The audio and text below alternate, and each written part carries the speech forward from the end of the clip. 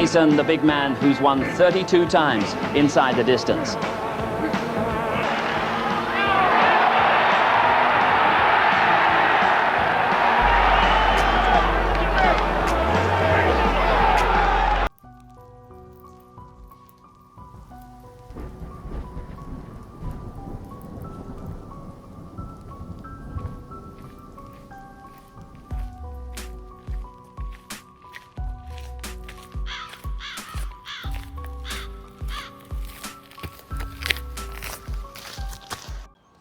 Good morning everyone, how you doing? It's Paul here from Unusual Things. Now this morning I am in Woodcote Green, in Wallington. And you may ask why we're starting here. Now we're starting here this morning because ultimately we're going to find the final resting place of Gary Mason, an amazing boxer. But I'm coming here today to start off to show you the place where Gary was killed because he was hit by a van on his push bike. I'm going to come up here and show you the junction. I'll tell you a little bit about Gary as I'm walking up there. It's a very, very busy road, okay? And I don't think anything's changed with the road since it happened. I think a lot of people complained to Sutton Council, but I don't think anything's happened. So I'll just show you where the crash site is now, where Gary Mason, that amazing boxer, lost his life. Gary Mason was born on the 15th of December 1962 and died on the 6th of January 2011. He was a British professional boxer who was based in Chatham in Kent. He was born in Jamaica and he fought at the heavyweight level and became the British heavyweight champion in 1989. And he was also a top contender, his main strengths being his punching power and his physical strength. Now he died on the 6th of January 2011 in a cycling accident in South London. He fought 38 times as a professional in his career that spanned over 10 years from 1984 to 1994, with 37 wins, 34 by knockout and only one loss being to Lennox Lewis when he challenged for the European title in 1991. Mason gave Lewis his hardest fight up to that point of his career.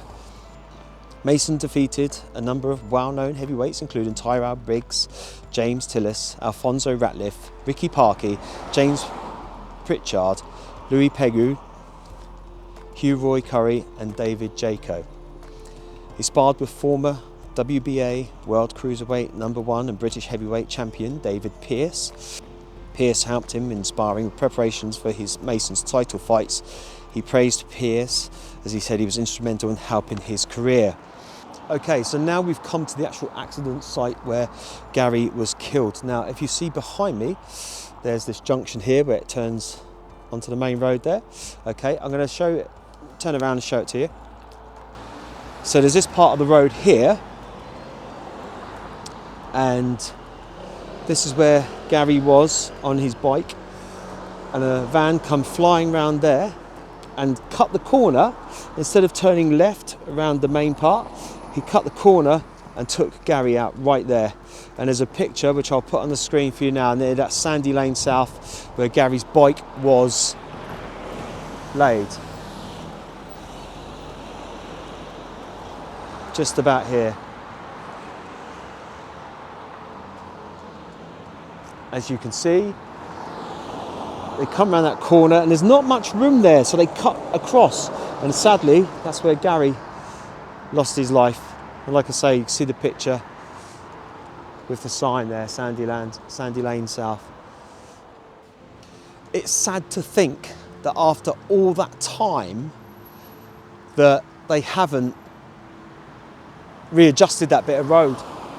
They could make that left bit a bit narrower so people got more room to come round to the right, but they haven't. You know, this happened a long time ago. And nothing's been done about it, and people have complained and said, you know, this road needs to be sorted. You know, one of our British boxing champions, well, okay, he was retired, it doesn't matter. He's still, you know, someone's son, brother, father, lost his life there because of the way that road is. You know, those things can be easily avoided. Just help the driver a little bit, make them know they got more room or that the other one hasn't. It's It's one of those things that can be done, and you'd have thought after the accident that they would have done something about it as well, but they haven't, which is a shame.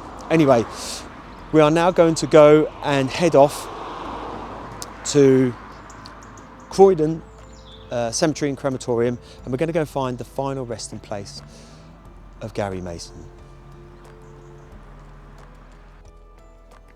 We have come to find the final resting place of Gary Mason, that amazing boxer who had 38 fights with 37 wins and 34 by knockout, and the only fight that he lost was to future heavyweight champion Lennox Lewis. So that's a pretty good record if you ask me. Gary sadly was killed on his bike, as we saw earlier on, the location of his death, which is a real sad ending. I know that he'd already retired by then due to his injury with his eye, but it's a real sad ending to his life. So what we're going to do is we're going to go and find his final resting place, pay our respects to Gary Mason. I loved watching him box when I was younger, and I always thought he had so much potential, and who knows, if he hadn't have had that eye injury, what sort of career he would have had. It would have been tremendous. It's another wintry stroke autumn. I don't know, we I suppose beginning December, we're in winter now, aren't we? But it's still that autumny type of feel, you know, with the leaves coming down. If you like the video today, please give it a thumbs up. If you haven't done so already, subscribe to the channel. It's absolutely free, it doesn't cost you a penny. And we'll go and have a look and we'll find out a little bit more information about the people's champ, Gary Mason. He suffered a detached retina in a bout with Everett Martin in 1990. After a short retirement, he staged a comeback which ended with a TKO defeat by Lennox Lewis, which aggravated Mason's eye injury. But he came back once again. After winning 2 fights in the US, he retired for good. He played 3 rugby league matches for the London Crusaders, now London Broncos, scoring a try in his first game. He also played the occasional soccer matches as part of an Arsenal celebrities team at the old Highbury football ground in North London. Gary also appeared in a special celebrity show of gladiators that raised money for charity in 1993 with John Fashanu. Mason also appeared on a panel of the TV show You Bet and the second episode of the first series of Games Master in 1992, playing Sonic Blast Man Arcade.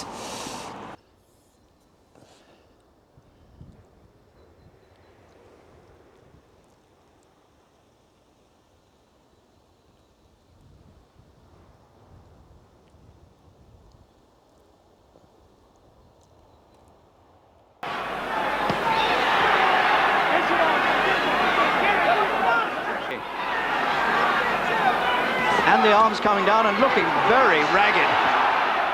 And cut now, there's blood around the right eye.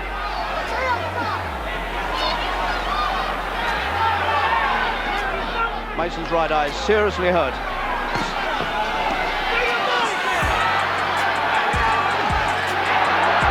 Lewis drops his arms again. So there's all the information there on Gary Mason. Apparently a really nice guy as well. Now this cemetery here is, it's just one of those real tranquil ones. I thought with it being Croydon, I thought I'd be a bit busy, you know, a bit hectic. A little white cat over there, coming in. But it's standard, nice and peaceful, you know. But yeah, with Gary, it's one of those ones where, as a boxing fan, I've been wanting to do for a while, but I've just never got round to doing it, whether it's just because of timings or not being in the area and things like that. But I thought today I'd make the exception because I've really wanted to do it. I've always wanted to pay my respects to Gary. I thought it was such a sad ending to his life, the way that he was just killed and just, you know, dying at the scene and life over like that. And you just never know, do you? What happens in life, you know, and boxing's a tough sport as it is, you know. The guys put their bodies through so much punishment, and you know, So he was sort of retired and just enjoying life as best as he could, and then it gets taken away, and it's so sad. Anyway, I've been having a good look around, and do you know what? I think I found it, and you're not going to be disappointed with this, I tell you. Now, I've obviously seen pictures of Gary's headstone before, and it's one of the most, I don't know, happiest ones, I suppose. Even though it's not happy, it's sad, but it's one of the happiest ones that just brings a little smile to my face when I see it. People's champ. Oh, it's amazing. Gary Anthony Mason, December the 15th, 1962 to January the 6th, 2011. I could not stay another day. God wanted me now. I took his hand this day. For all the good times, good friends, a laugh, a kiss, I too will miss goodbye. Here lies a wonderful father, brother, son and friend. So we have it, the final resting place of Gary Mason, and I want to say, as a massive boxing fan and as a fan of yours when you were boxing, Gary, bless you. Thank you so much for bringing so much entertainment to the sports world. I believe you had possibly, if you hadn't had your injury, I reckon you'd have gone on to do wonderful things in boxing. And down here, someone's left him a can of Guinness. Good man, love a Guinness. And there's a Smurf there. I don't understand what the reference for the Smurf is. Maybe I've missed something. And a little snow penguin as well. But bless you, thank you, Gary.